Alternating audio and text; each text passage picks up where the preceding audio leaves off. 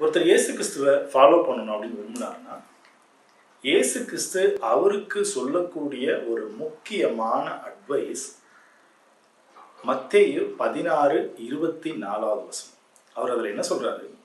ஒருவன் என்னை பின்பற்றி வர விரும்பினால் அவன் தன்னைத்தானே வெறுத்து தன் சிலுவையை எடுத்துக்கொண்டு என்னை பின்பற்றி வர கடவுள்.